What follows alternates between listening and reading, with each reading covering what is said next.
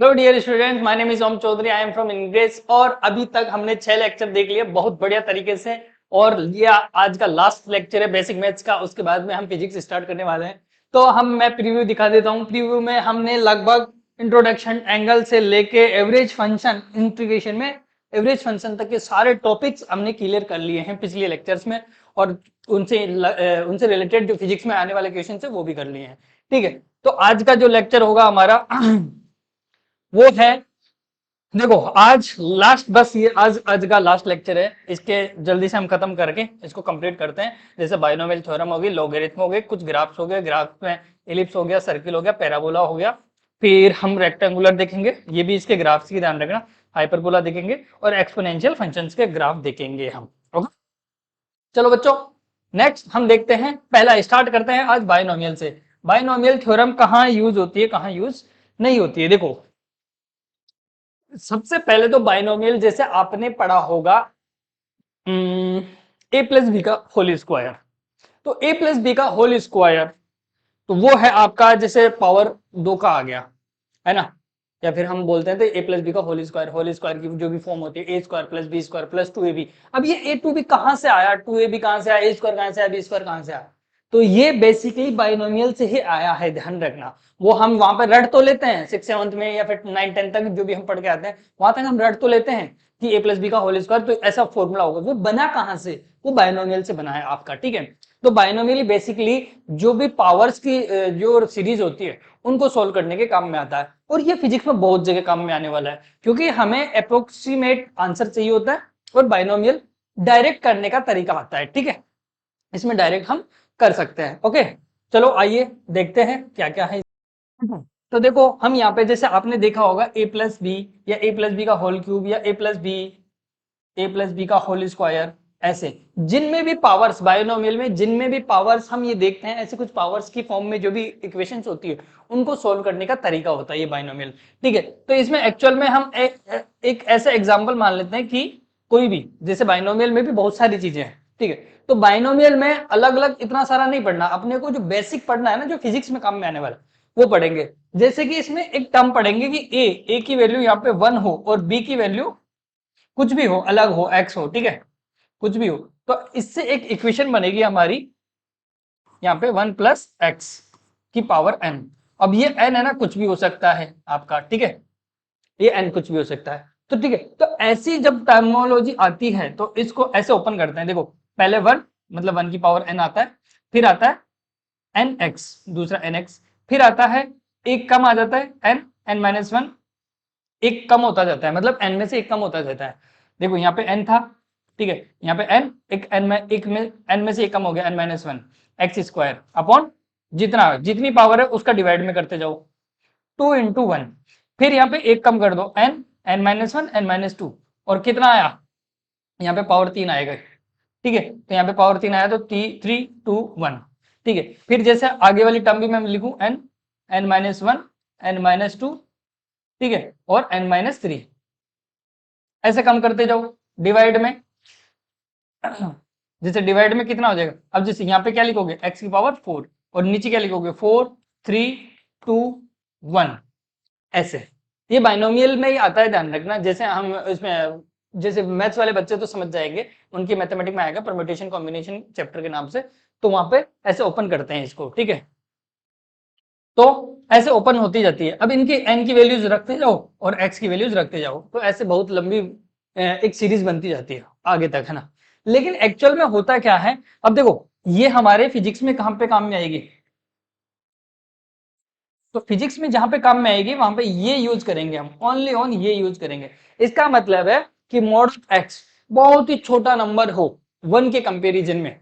देखो यहाँ पे 1 है और 1 के कंपेरिजन में ये जो सेकंड नंबर है जो आपका बी है, ठीक है, मैं बोलूं ए आपका 1 था और बी आपका एक्स है, तो ये जो एक्स है ना, ये एक्स वो ए के कंपेरिजन में बहुत छोटा हो, ठीक है, उसके कंपेरिजन में बहुत छोटा हो, तो हम इसको क्या करते हैं, हम इसको फर्स्ट और सेकंड टर्म, यहाँ 2 टर्म तक ही निकालते हैं, क्योंकि तीसरी टर्म है ना बहुत ही स्मॉल हो जाती है ये। मतलब मैं बोलूं कि 1 प्लस 0.001 की पावर एन, एन कुछ भी, 10 कुछ भी हो, ठीक है, तो हम देखेंगे ना यहाँ पे, तो यहाँ पे 1 आएगा, यहाँ पे 0.01 आएगा, फिर यहाँ पे अगली टर्म इसको सॉल्व करोगे तो 0.0001 आएगा, फिर अगली टर्म 0.0000 और भी, तो बहुत ही छोटी वैल्यूज होती जाती है। तो यहाँ से आगे तक की जो भी हमारे नंबर्स है वो उनको सबको नेग्लेक्ट कर लिया जाता है या फिर उनको लगभग जीरो मान लिया जाता है।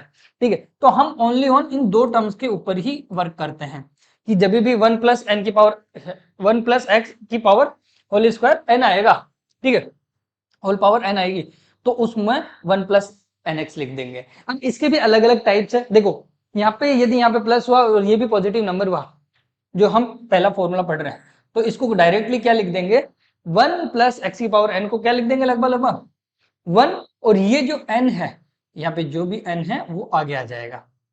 ठीक है, यहाँ पे और कुछ नहीं करना, 1 प्लस एन एक्स, सिंपल। मान लो यहाँ पे 1 माइनस एन, ये x की पावर n है तो ये n आगे आ जाएगा, तो क्या लिखेंगे हम, 1 माइनस एन एक्स। ठीक है, अब यहाँ पे जैसे ये है 1 प्लस एक्स और पावर है माइनस एन, माइनस एन है तो माइनस का एन एक्स से मल्टीप्लाई हो जाएगा आगे, तो 1 माइनस एन एक्स लिख देंगे।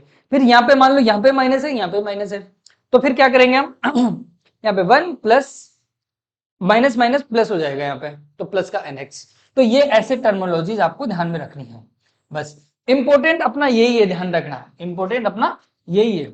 ऊपर का तो बेसिक बताना था कि वो कहाँ से आया। ठीक है, फॉर्मूलेज इससे ही बनते हैं, इसी इक्वेशन से बनते हैं। ठीक है, जैसे यहाँ पे पावर 2 होती है ना, तो पावर 2 1 2 3, यहाँ 3 पावर तक ही जाता है। यहाँ पे 4 होगी, 1 2 3 4 5 तक ऐसे जाएगा। ठीक है, मान लो पावर 3 है तो 1 2 3 4 तक जाएगा। ठीक है, तो ऐसे सीरीज बनती जाती है, उसी से फॉर्मूलेज बन के आए हैं। ठीक है, तो फिजिक्स में अपना जो पार्ट काम में आने वाला है वो ये है, ध्यान रखना, ये बहुत इंपॉर्टेंट पार्ट है और ये आपका काम में आने वाला है। चलो नेक्स्ट, अब इससे रिलेटेड क्वेश्चन देख लेते हैं कि मान लो इसका यूजेस करने के लिए कहीं क्वेश्चन आ गया, तो देखो इसका है ना बेसिक मैथ्स का, आप कोई अदर कॉम्पिटिटिव एग्जाम की तैयारी कर रहे हो तो उसमें भी ऐसा कोई क्वेश्चन आ जाता है तो आप फटाक से सोल्व कर सकते हो। अदरवाइज फिजिक्स में ऐसी कैलकुलेशन कहीं ना कहीं फंसेगी, केमिस्ट्री में भी, फिजिकल केमिस्ट्री में कहीं ना कहीं ऐसी कैलकुलेशन फंसेगी आपकी। ठीक है, तो उनको डायरेक्ट करने का तरीका सिखा रहा हूं मैं आपको। ठीक है, तो देखो कैसे है, ये देखो ये, तो इसको बाइनोमियल के अकॉर्डिंग हम कर सकते हैं। पहले इसकी फॉर्म में बनाओ, देखो उसका मैंने जो शॉर्ट ट्रिक बताया था वो 1 के लिए बताया था, 1 प्लस एक्स की पावर एन वाला बताया था कि ऐसी फॉर्म में बना लो, और ये जो x है वो 1 से बहुत छोटा है, या फिर ऐसे लिख सकते तो x से बहुत ही छोटा है, छोटा होना चाहिए, तो हम डायरेक्ट क्या लिख देंगे, 1 प्लस एन एक्स लिख देंगे।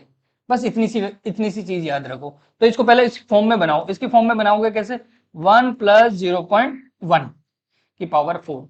अब देखो ये 0.1 है ना, 0.01, 0.01, इसका मतलब ये 1 से बहुत छोटा है, छोटा नंबर है, तो हम ये फॉर्मूला लगा सकते हैं। तो इसमें फॉर्मूला लगा दिया, 1 प्लस एन एक्स, 4 आगे आया, मल्टीप्लाई हुआ, और जो नंबर है वो यहाँ पे मल्टीप्लाई में लिख दो।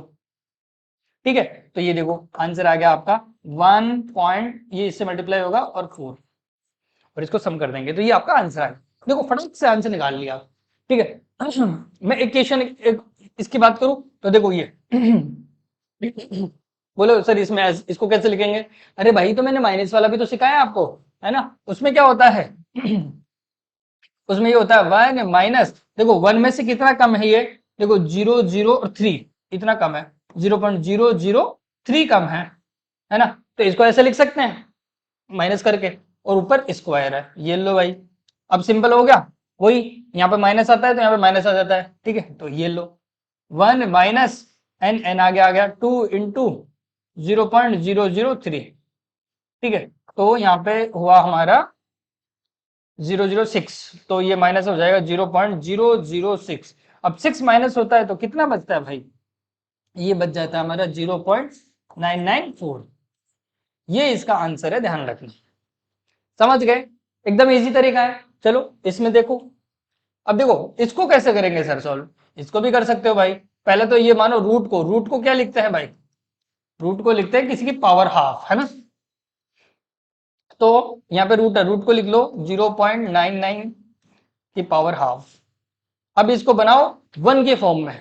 ठीक है, तो 1 के फॉर्म में बनाएंगे तो 1 माइनस 0.01 लिख सकते हैं इसको, क्यों भाई, लिख सकते हैं ना। अब इसमें देखो ये n है आपका, तो वही n आगे मल्टीप्लाई कर दो, 1 माइनस n मल्टीप्लाई ऑफ 0.01, तो ये कितना हो गया 1 माइनस तो इसमें डिवाइड दोगे तो देखो ये 0 और ये, तो ये 10 मान सकते हैं इसको, तो 0.005 इतना कम करना अपने को, ठीक है। तो ये आंसर आएगा भाई आपका 0.995, ठीक है।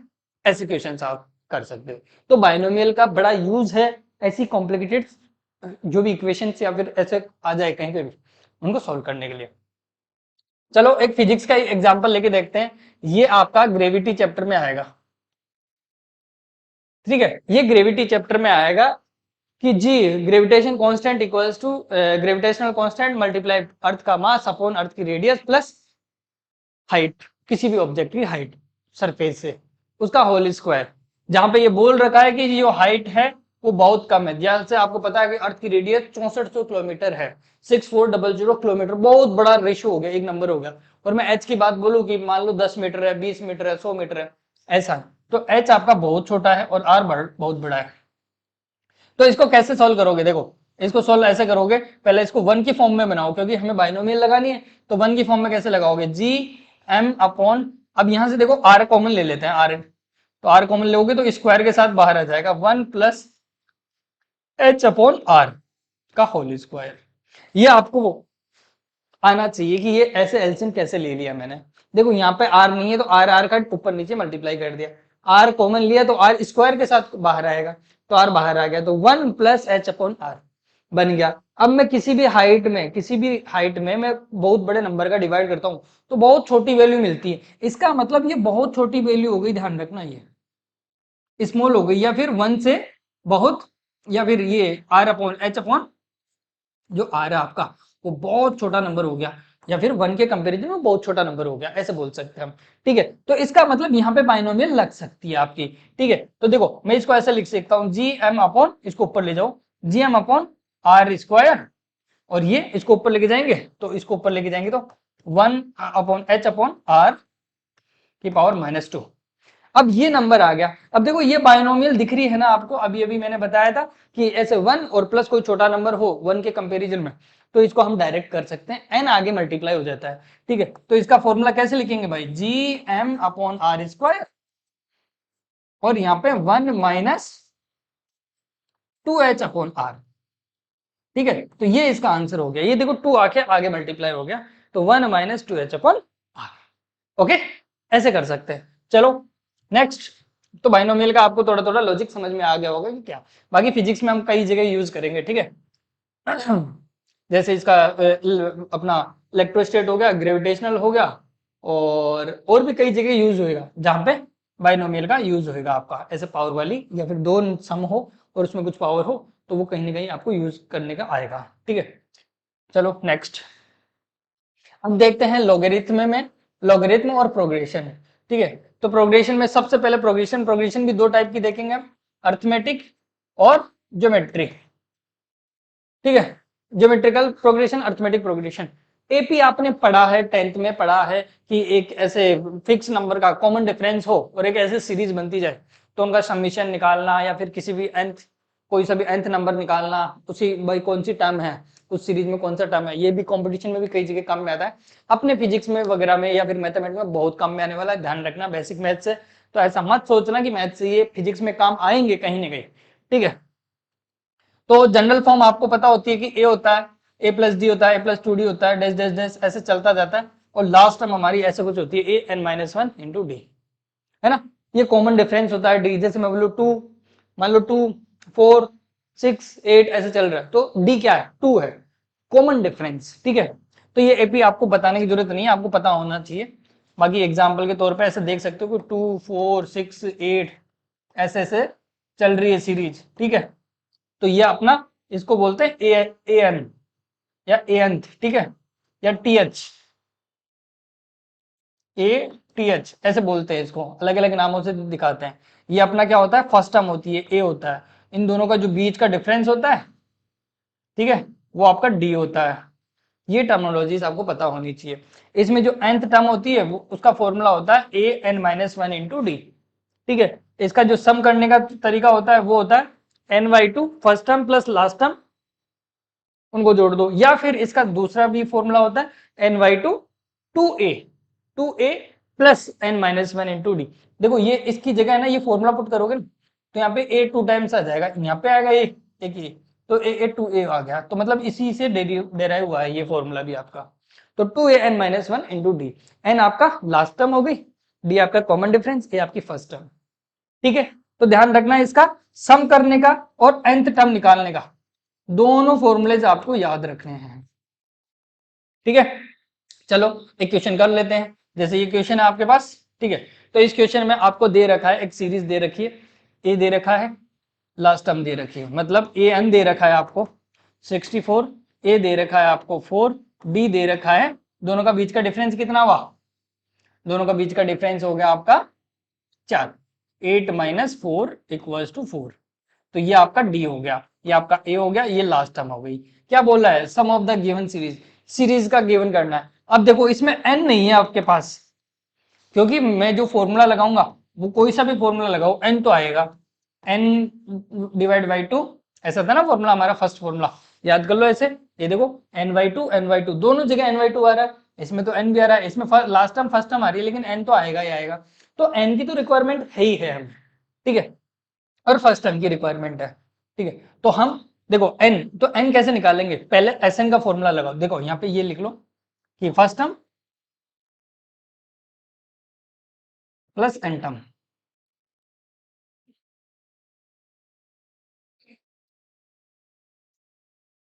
तो n/2 first term plus n term ये दोनों हो तो इसका मतलब n पता होना चाहिए, तो n हमें पता नहीं, तो ए एन वाला फॉर्मूला लगाओ। पहले एन वाला फॉर्मूला क्या था, a plus n minus one into d, इससे हमें n पहले पता करना पड़ेगा, फिर इसमें वैल्यूज पुट करनी पड़ेगी। अच्छा एन कितना है 64, ए कितना है 4, n हमें पता करना है -1, डी कितना है 4। ठीक है, तो 4 कम हुआ तो 60 equal to n minus one into 4, 4 का डिवाइड दोगे तो ये 60 में 4 का डिवाइड दोगे तो कितना जाएगा 15। ठीक है, 15 equals to n minus one, तो n की वैल्यू कितनी आई 16, तो n की वैल्यू 16 आ गई, वैल्यूज पुट कर दो, तो s n की वैल्यू पता चल गया भाई, 16 टर्म से टोटल, तो 16 डिवाइड बाई 2, और फर्स्ट टर्म आपकी 4, लास्ट टर्म है 64, दोनों को डिवाइड कर दो, आंसर आ जाएगा 16 डिवाइड बाई 2, और ये 4 60 68। ठीक है, तो ऐसे मल्टीप्लाई कर लेना आप और आपका आंसर आ जाएगा, जो भी आंसर आएगा। ओके, कर सकते हो ना ऐसे, ये सब 10th वाले ही है, 10th में जो आपने सीख के आया। अच्छा ये चीज नहीं है आपके लिए, ठीक है, जो आपके मैथमेटिक्स वाले बच्चों की तो बहुत ज्यादा यूज होगी, इस पे पूरा एक चैप्टर भी है। अदरवाइज आपका ज्योमेट्रिक प्रोग्रेस ऐसी ही है जैसे आपने अर्थमेटिक प्रोग्रेस सीखते हो। अर्थमेटिक प्रोग्रेस में क्या होता है, कॉमन डिफरेंस होता है, हर एक नंबर के बाद में एक कॉमन डिफरेंस। जीपी में क्या होता है, उसका एक मल्टीपल होता है, इक्वल मल्टीपल, जैसे यहाँ पे A R square, A R cube, A R की पावर 4, ऐसे चलता रहता है, और n माइनस वन तक। ठीक है, क्योंकि फर्स्ट टर्म हमारी आर की वैल्यू 0 से स्टार्ट होती है, तो जो लास्ट n टर्म होगी उसकी पावर क्या होगी n माइनस वन। ठीक है, तो इसमें वही ए आपका क्या है, यहाँ पे फर्स्ट टर्म है एपी की तरह ही। अच्छा आर क्या है, आर यहाँ पे है कॉमन रेशियो, वहां पे कॉमन डिफरेंस आता है, यहाँ पे कॉमन रेशियो आता है, मतलब इसका और इसका डिवाइड दोगे, सेकंड का फर्स्ट का डिवाइड दोगे तो आर आ जाएगा, सेकंड का थर्ड का और सेकंड का डिवाइड दोगे तो भी आर आएगा, इसका डिवाइड दोगे तो भी वापस, मतलब रेशियो है। Next term divide by first term, उससे पहले वाले, ठीक है, फिर नेक्स्ट टर्म उससे पहले वाले, कोई सी भी टर्म से आप निकाल सकते हो, जैसे उसमें आता था ना कॉमन डिफरेंस, किसी से भी निकाल सकते थे, वैसे इसमें। ठीक है, अब n टर्म निकालने का फॉर्मूला है यहाँ पे ये, ए फर्स्ट टर्म, आर जो भी रेशियो है, n की पावर -7, एक कम करते हैं, ध्यान रखना n -1 जो आपको गिवन है, मान लो 16 है तो 16 में से एक कम करोगे और पावर में लिखोगे तो आपकी n टर्म निकल के आएगी। इसमें सम करने का ये है इसका formula, a first term bracket 1 minus r की पावर n, फिर यहाँ पे डिवाइड में n हटा देना, पावर 1 माइनस आर।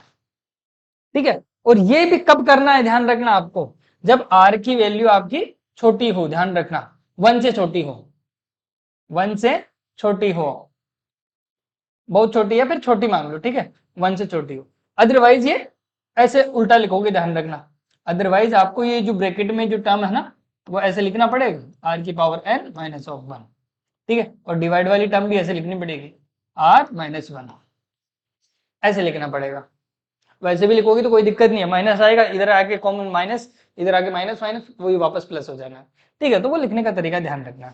अच्छा, ये टर्मिनोलॉजी आपकी बहुत इंपॉर्टेंट है आपके लिए, ध्यान रखना। Sum of the all infinite GP के लिए, एस इनफाइनाइट मतलब इनफाइनाइट नंबर की जीपी हो तो उसके लिए जो फॉर्मूला यूज करोगे उसमें कुछ नहीं, यहाँ पे आर की पावर एन, एन की वैल्यू इनफाइनाइट, इनफाइनाइट रखोगे तो किसी भी इनफाइनाइट रखते हो तो वो वैल्यू जीरो हो जाती है, तो ये वैल्यू जीरो हो गई तो क्या बचा, ए ही बचा। इसका मतलब सिंपल फॉर्मूला बन जाएगा आपका ए वन अपॉन आर, ये आया ऊपर वाले से, ये एन की वैल्यू इनफाइनाइट रख दी सिंपल, तो किसी भी नंबर की पावर इनफाइनाइट होती है तो उसकी वैल्यू जीरो हो जाती है, ओके।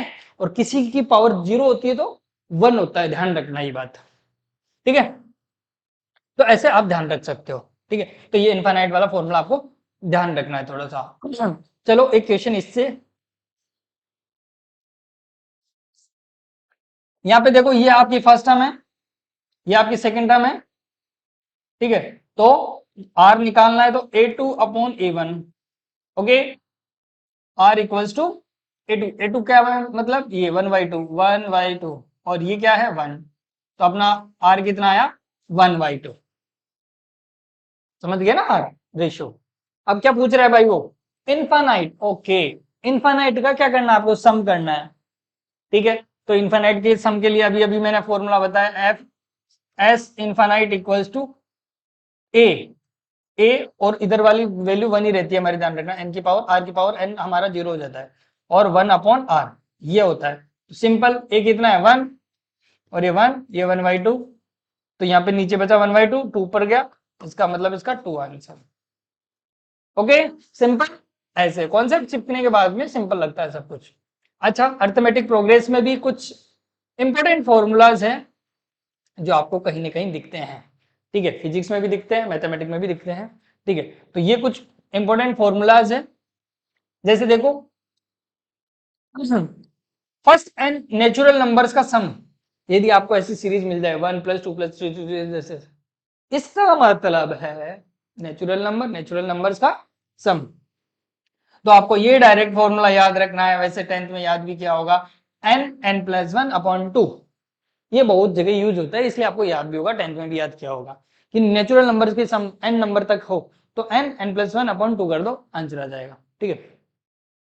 लेकिन यदि स्क्वायर हो हर टर्म पे, square of the first n natural numbers के लिए, है ना, मतलब ऐसे वन का स्क्वायर, टू का स्क्वायर, थ्री का स्क्वायर, फोर का स्क्वायर, ऐसे एन स्क्वायर तक है सीरीज आपकी, तो इसका जो फॉर्मूला है देखो, एन प्लस वन, तो ऐसा ही उसमें भी आया था इसमें भी आया था, एन प्लस वन, याद कितना और करना है extra, two n plus one भी याद करना है, मतलब इसका एन का double, two n plus one upon six, इतना एक्स्ट्रा और ऐड करना होता है यदि स्क्वायर आया है तो, ध्यान रखना।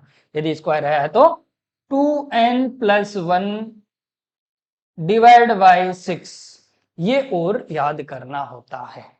टू इंटू थ्री बोल सकते हो कि मतलब उस वाले टर्म में मल्टीप्लाई थ्री और करना है अपने को, है ना, या फिर सिक्स से याद रखो, जब भी स्क्वायर वाले आए तो सिक्स वाला फॉर्मूला आता है कोई, और उसमें टू एन प्लस वन याद रखना होता है। अच्छा, क्यूबिक वाली भी हो सकती है, ये भी याद रखना है आपको, यदि क्यूब्स है सीरीज के अंदर और एन टर्म्स है, एन नेचुरल नंबर्स है, मतलब ऐसे one cube, two cube, three cube, इनका सम है, तो आपको सिंपल वो जो ऊपर वाला है फॉर्मूला उसी को टू टाइम मल्टीप्लाई करना है, या फिर डायरेक्ट बोलूं तो मैं इसका स्क्वायर कर देना है, n plus one upon two का होल स्क्वायर, जो नंबर है उसी का स्क्वायर कर दो, क्यूबिक वाली मिलेगी, ओके। चलो भाई नेक्स्ट, तो आता है आपका लॉगरिथम, ठीक है।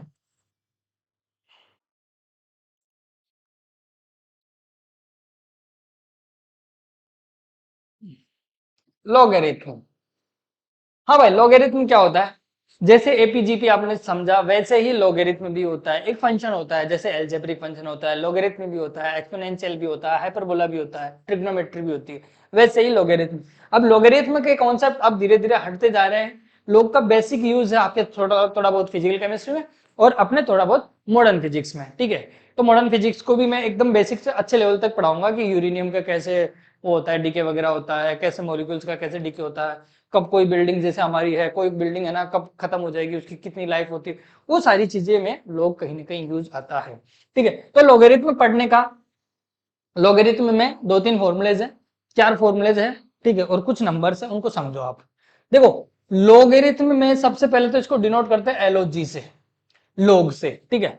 अब लोग में होता क्या है, इसमें यहाँ पे इसका बेस होता है, जैसे कोई भी पावर है ना, जैसे बेसिक से बताऊं कि मान लो ऐसा कोई पावर है और उसकी पावर में ऐसा कोई बेस है, मतलब यहाँ पे बेस है और उसकी पावर में कुछ कोई नंबर है वेरिएबल टाइप में, ऐसे फंक्शन को है ना सोल्व करने के लिए लोगरिथम आती है। मान लो ऐसे y इक्वल टू ऐसा कुछ आया, ठीक है, तो अब इसका इनवर्स करते हैं ना ऐसे नंबर्स का, जो कोई नंबर पे कोई वेरिएबल हो, पावर वेरिएबल हो, है ना, तो ऐसे नंबर्स को जब सोल्व करते हैं ना, तो ये नंबर जब इनवर्स होता है तो वो log में पहुंच जाता है। मतलब इसको ऐसे x equal to log y 10 based में, ये इसका बेस होता है, ध्यान रखना ये इसका बेस होता है। तो इसको ऐसे बोलेंगे x equal to log y, log y का मतलब सिंपल log लिखा हुआ है, तो इसका मतलब उसका बेस कितना 10 है, और जो भी आपका वेरिएबल है वो यहाँ पे रहेगा, आपका जो भी फंक्शन होगा वो यहाँ पे रहेगा, ठीक है। तो ऐसे इसको रिप्रेजेंट करने का तरीका है, x equal to log 10y, ऐसे इसको रिप्रेजेंट करते हैं। अच्छा आओ अब इसको सर सॉल्व करने के या फिर इसके तरीके क्या क्या है, इसमें ये जो फंक्शन है ये इसमें और क्या क्या हो सकते हैं, हो सकता है दो फंक्शन मल्टीप्लाई में हो सकता है एक फंक्शन मल्टीप्लाई डिवाइड में हो, है ना। तो ऐसे करने पे क्या कैसे सॉल्व करेंगे सर, ठीक है। तो देखो log mn पहला फॉर्मूला प्रोडक्ट रूल का, log mn दो फंक्शन है दोनों मल्टीप्लाई हो, तो ध्यान रखना जब ओपन, जैसे ट्रिग्नोमेट्री में पढ़े थे ना साइन a प्लस बी का फॉर्मूला, वैसे ही है यहाँ पे भी। तो log m plus log n, plus का साइन बीच में आता है, ध्यान रखना। और यदि कोई दो फंक्शन डिवाइड में हो तो यहाँ पे माइनस का साइन आ जाता है, ओके। पहले log m लिखेंगे फिर माइनस log n लिखेंगे। फिर जैसे किसी फंक्शन की पावर n हो तो उसमें क्या होता है, ये पावर आगे आ जाती है यहाँ पे, मतलब यहाँ पे आ जाता है, और log m। तो ऐसे सिंपल करने के काम में आते हैं। तो ये तीनों की तीनों इंपॉर्टेंट चीजें हैं, ध्यान रखना अपने को, ठीक है। प्रोडक्ट, क्वेश्चन और पावर फॉर्मूला, ठीक है। अच्छा इसका बेसिक क्या है, स्टैंडर्ड बेसिक देखो, बेसिक चेंजेस इसमें, यदि log ऐसा लिखा हुआ है, सिंपल log 3 कुछ ऐसा लिखा हुआ है, इसका मतलब यहाँ पे जो इसका बेस है वो 10 मान के चलना हमेशा, 10 बेस पे। इसकी काफी बड़ी टेबल भी है, इतना नहीं जा रहे हैं मैथमेटिक्स में, बट ध्यान रखना इसकी काफी बड़ी टेबल है, तो वो 10 बेस के अकॉर्डिंग फिक्स की हुई है, ठीक है। और यदि इसको मैं ऐसे लिखा हुआ आ जाए ln 3, इसका मतलब है log की बेस कितनी है, e है, e की वैल्यू होती है 2.71, वो बाद की बात है, अलग बात है, वो एक्सपोनेंशियल से उनसे आती है, बट ध्यान रखना यहाँ पे ऐसा कुछ लिखा हुआ है ln, इसका मतलब है log 3 लिखा हुआ है, वो ln e बेस में लिखा हुआ है वो, ठीक है। और यहाँ पे एक चीज और बता दूं मैं, जैसे ln और log में जो डिफरेंस, ये जो रिलेशन होता है इसमें, मतलब log e बेस और log 10 बेस को, इनमें जो रिलेशन होता है ध्यान रखना, तो इसको बोलते हैं ln, ध्यान रखना। तो 1 ln इक्वल्स टू 2.303 log 10 होता है, log होता है, एक ln बराबर 2.303 log होता है, ये इसके बीच में रिलेशन होता है, ध्यान रखना।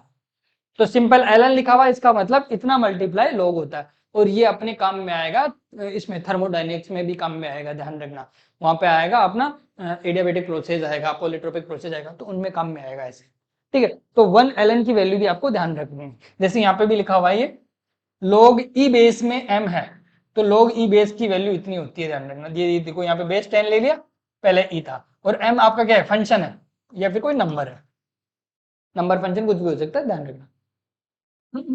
देखो यहाँ पे log बेस कुछ भी हो, यदि 1 है, log 1 की वैल्यू कितनी होती है, ध्यान रखना, हमेशा 0 होती है भाई, log 1 की वैल्यू हमेशा 0 होती है, दिमाग में बिठा लेना। और log बेस a, मतलब बेस भी 10 है, ये भी 10 है, या फिर दोनों सेम है, नंबर भी और ये भी, ठीक है। बेस और ये नंबर दोनों सेम सेम है, यहाँ पे बेस भी a है और ये नंबर भी a है, तो इनकी वैल्यू क्या होती है, 1 होती है, ध्यान रखना, ठीक है। अगर बेसिस के लिए ध्यान रखना, कोई भी बेस हो, यदि 1 है तो 0, और यदि यहाँ पे a है, यदि बेस बेस सेम सेम है, मान लो 10 10 है, 3 3 है, 4 4 है, ठीक है, log 10 हो या e हो, e भी हो ना तो भी 1 आएगी आपकी वैल्यू, ध्यान रखना, कुछ कुछ डिफरेंस है ये।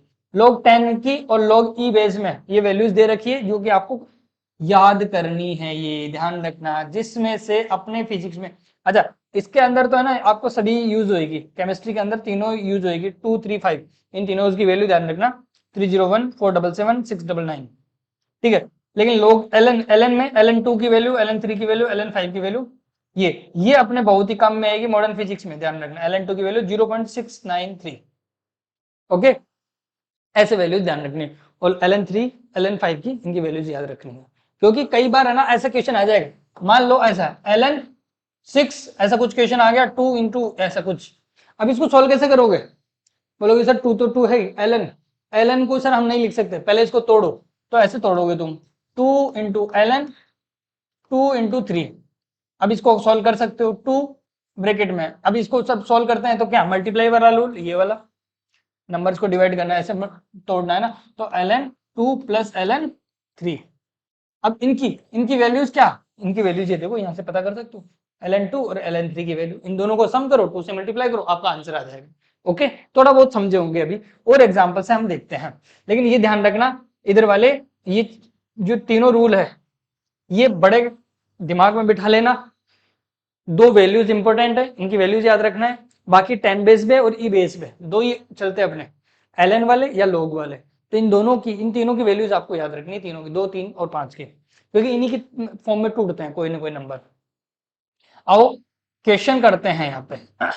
देखो ln e की पावर 5, ln e की पावर 5 का मतलब है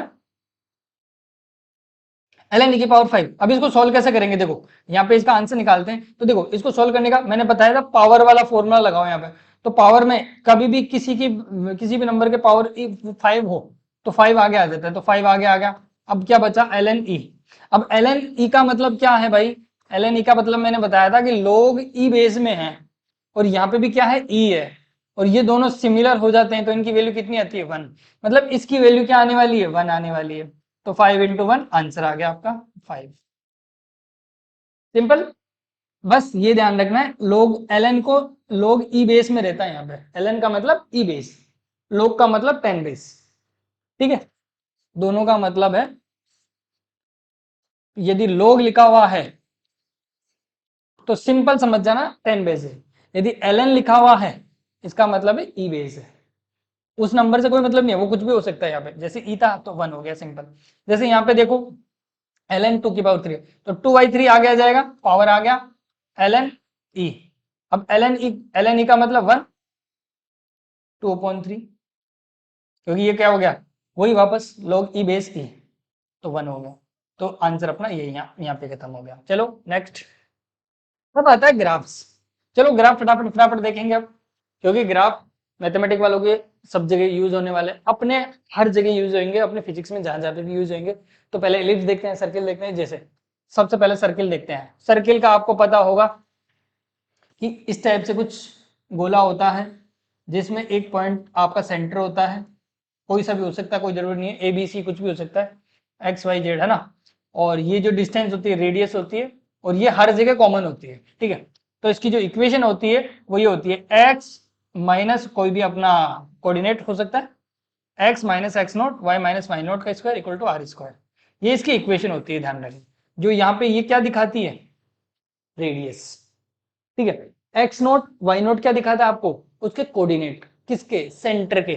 ठीक है, यहाँ पे एक्स नोट वाई नोट क्या दिखाता है भाई, इसके सेंटर के कोऑर्डिनेट दिखाता है। ठीक है, और आर क्या दिखाती है, इसकी रेडियस को दिखाती है ये, और ये सेंटर कोऑर्डिनेट दिखाते हैं अपने। ठीक है, तो ऐसे सर्किल का, जैसे यहाँ पे है, ये सर्किल तो लग नहीं रहा, वैसे सर्किल ही है ये, ध्यान रखना। जैसे ये सर्किल का सेंटर है, सेंटर के coordinate x naught y naught, है ना, और इसकी रेडियस है आर। ठीक है, तो इसको ऐसे डिनोट कर सकते हैं हम, x naught x minus x naught y minus Y naught, इनका स्क्वायर इक्वल टू ये। तो ये ऐसी इक्वेशन कभी भी मिले तो वो आपकी सर्किल की इक्वेशन होगी। जैसे इसके ऊपर क्वेश्चन नहीं है, तो यहाँ पे एक क्वेश्चन के माध्यम से समझो।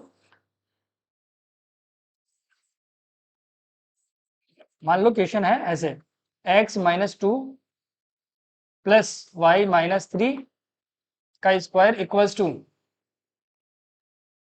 टू मान लो 5 का स्क्वायर, 5 है या फिर 5 का स्क्वायर है, ऐसे। ठीक है, 5 नहीं है तो उसका रूट लेके स्क्वायर करना पड़ेगा अपने को।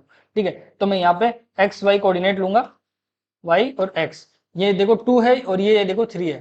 तो एक्स माइनस 2 इसके इक्वल में 0 रख दो तो अपने आप 2 आया, और इसके इक्वल में 0 रख दो तो वाई इक्वल टू 3 आया। ठीक है, तो देखो यहाँ पे हम एक कोऑर्डिनेट लेंगे 2 और 3 पे, 2 पे गए और 3 पे गए, ये लिया 2,3। ठीक है, अब यहाँ पे 5 सेंटीमीटर का एक रेडियस लेंगे हम, और ऐसे सर्किल बना देंगे। तो ये हुआ अपना सर्किल, मान लो इधर है इसका सेंटर, ठीक है। तो ऐसे आपकी जो रेडियस होगी वो होगी 5 सेंटीमीटर, उसका स्क्वायर है, ध्यान रखना यहाँ पे।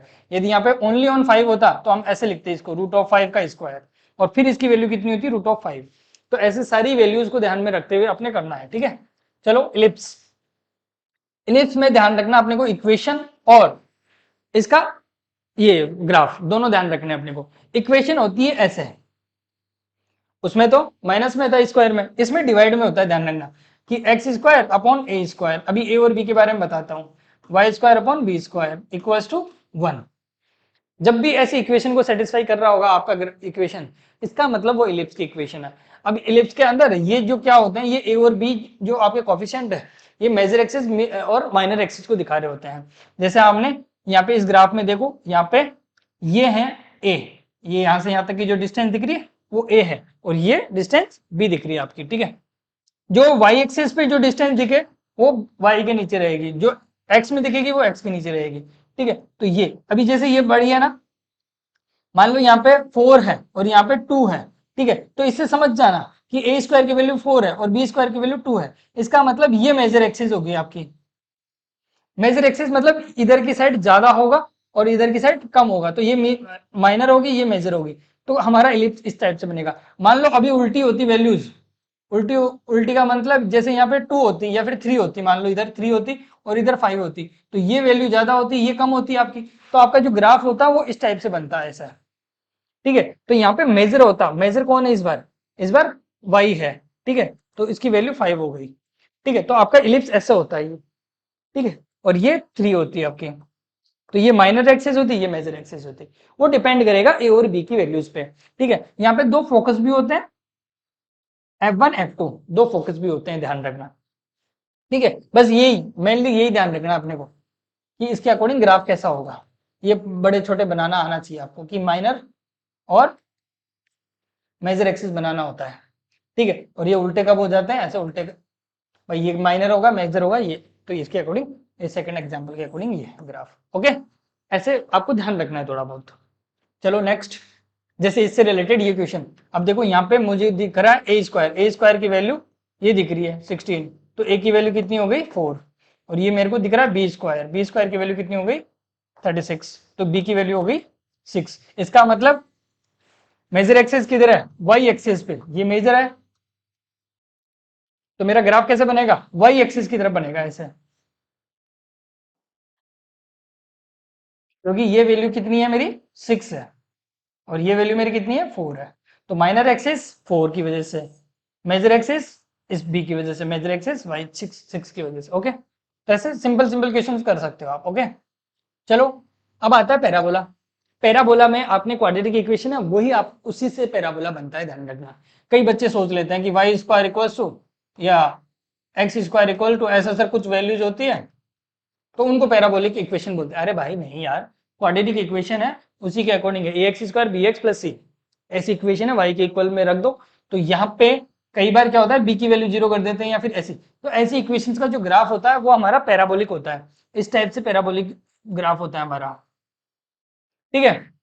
यदि ए आपका पॉजिटिव है तो ऊपर की तरफ खुलता हुआ रहेगा। देखो यहाँ पे एक्स की वैल्यू कुछ भी डालो तो बढ़ कौन रहा है स्पीड से, मान लो यहाँ पे 1 डाला तो वाई की वैल्यू क्या है 1, 2 डाला तो वाई की वैल्यू 4 हो गई, मतलब स्पीड से कौन बढ़ रहा है वाई एक्सिस, तो वाई की तरफ खुलता हुआ मुंह रहेगा इसका, ठीक है। अभी यहाँ पे ए की वैल्यू नेगेटिव होगी तो उल्टा घुलता हुआ गोला, ठीक है। और यहाँ पे एक्स स्क्वायर पे है इसलिए ऐसा ग्राफ रहेगा, मतलब माइनस वाई एक्सिस की तरफ खुलता हुआ गोला, ठीक है ऐसे, और इसमें ऐसे। तो इन दोनों के ग्राफ है, ध्यान रखना। ये कब, जब एक्स पे स्क्वायर है तो आएंगे ऐसे ग्राफ, ध्यान रखना, ठीक है। अब इसी के अपोजिट देखो ऐसे, जब वाई पे स्क्वायर हो, जब वाई पे स्क्वायर हो इसका मतलब स्पीड से कौन बढ़ेगा एक्स, क्योंकि वाई की वैल्यू 1 तो एक्स की वैल्यू 1, वाई की वैल्यू 2 तो एक्स की वैल्यू कितनी होगी 2 का स्क्वायर करो 4, तो इसका मतलब स्पीड से कौन बढ़ रहा है एक्स एक्सिस, तो एक्स की तरफ गोले खुलते हुए दिखाई देंगे, या तो पॉजिटिव एक्सिस या नेगेटिव एक्सिस की तरफ, ठीक है। यदि ए आपका पॉजिटिव हुआ तो इस इधर की तरफ मुंह खुलता हुआ दिखाई देगा इसका ऐसे, ठीक है। और यदि ए नेगेटिव हुआ तो पैराबोला आपका इधर की साइड खुलता हुआ दिखाई देगा नेगेटिव एक्स एक्सिस की तरफ, ठीक है, ये नेगेटिव हुआ तो, आपका, वो कोफिशिएंट पे डिपेंड करता है, ठीक है। ये थे पैराबोला। पैराबोला से स्टैंडर्ड कुछ फंक्शन है हमारे, ठीक है, कुछ स्टैंडर्ड फंक्शन जो कि फिजिक्स में काम में आते हैं। अब उसमें क्या होता है, बी की वैल्यू 0 हो जाती है। जैसे अभी एक इक्वेशन देख रहे थे ना कि A X square plus B X plus C, तो इसमें इसकी वैल्यू 0 हो जाती है। तो यहाँ पे एक फंक्शन बन जाता है हमारा, स्टैंडर्ड फंक्शन बन जाता है। इसकी वैल्यू 0 हो ना हो वो डिपेंड करता है अपना, ये डिपेंड करता है कि वो वाई एक्सिस को कहाँ कट कर रहा है, और इसकी भी वैल्यू 0 मान लो अभी, ठीक है। तो स्टैंडर्ड कुछ फंक्शन बन जाते हैं ए एक्स स्क्वायर का मतलब है कि इसको वाई एक्सिस से स्टार्ट होगा, ओरिजिन से जा रहा होगा आपका ग्राफ, और किधर की साइड खुलेगा इसका मुंह, इधर की साइड, ऊपर वाली की तरफ, ठीक है, और ये डुलते हुए गोले की तरफ। ऐसे ही इसके लिए भी हम बोल सकते हैं उसका उल्टा, जस्ट ए वाई स्क्वायर, मतलब वाई पे स्क्वायर है और एक्स इक्वल टू, तो इनके लिए ऐसे ओपन होंगे, ओरिजिन से जाएगा इसका ग्राफ और ऐसा एकदम एक्यूरेट स्टैंडर्ड तरीके का जाएगा। यदि ए की वैल्यू नेगेटिव है तो ये इधर की साइड माइनस एक्स एक्सिस की तरफ, ठीक है, और यदि इसका पॉजिटिव है तो ये इधर की तरफ। तो ये स्टैंडर्ड पैराबोला है। इसको गोला बोल सकते हैं, सीधा गोला, उल्टा गोला। ये एक्स स्क्वायर होगा तो, यदि वाई स्क्वायर है तो इधर की साइड, यदि माइनस वाई स्क्वायर है तो इधर की तरफ। ऐसे गोले आपको ध्यान रखना है।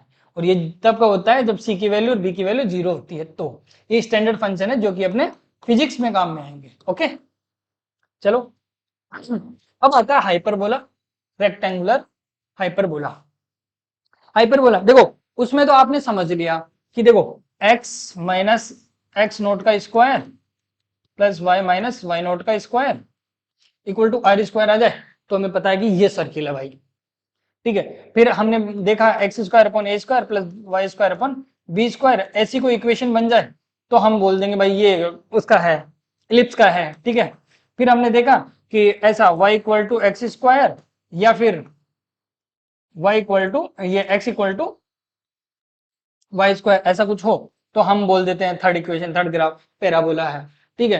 तो एक नई चीज डेवलप होके आई कि यदि एक्स वाई दोनों मल्टीप्लाई है, एक्स और वाई दोनों के दोनों कांस्टेंट है, दोनों फंक्शन मल्टीप्लाई में है, यहाँ पे कोई मल्टीप्लाई में नहीं था, प्लस माइनस में थे, है ना।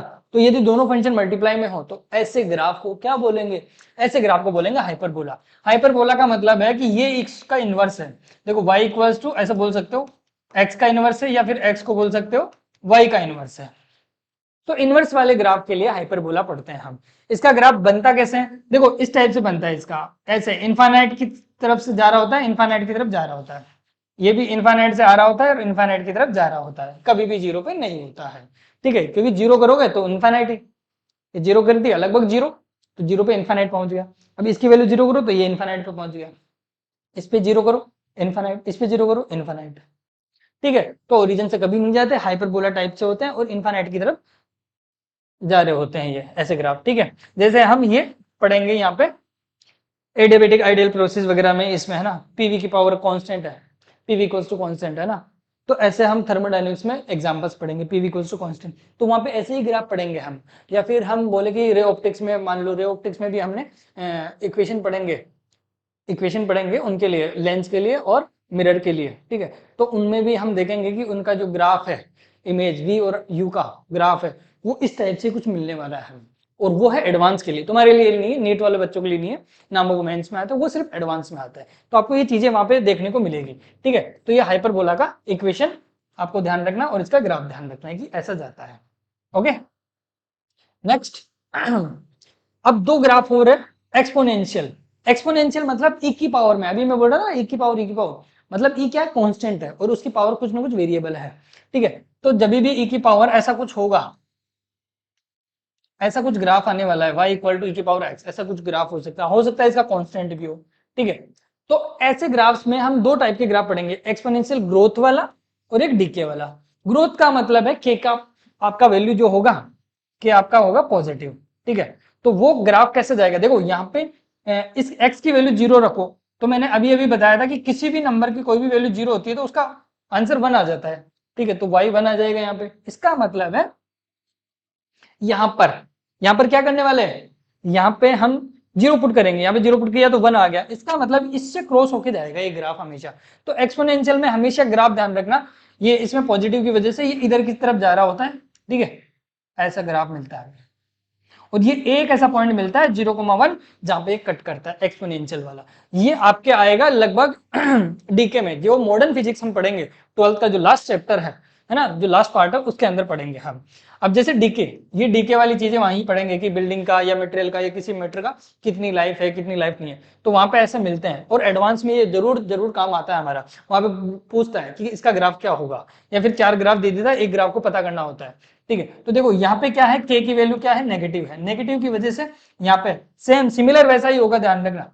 और वही 0 और 1 ही मिलेगा हमें, क्योंकि वैल्यू 0 पुट करोगे, 0 की पावर अभी अभी मैंने बताया किसी की पावर 0 होती है तो 1 हो जाता है, तो यहाँ पे 1 ही आएगा, तो 0,1 से कट करके जाएगा। लेकिन इसका डीके वाला ग्राफ होगा ऐसे, डिक्रीजिंग ग्राफ होएगा इस नेगेटिव की वजह से।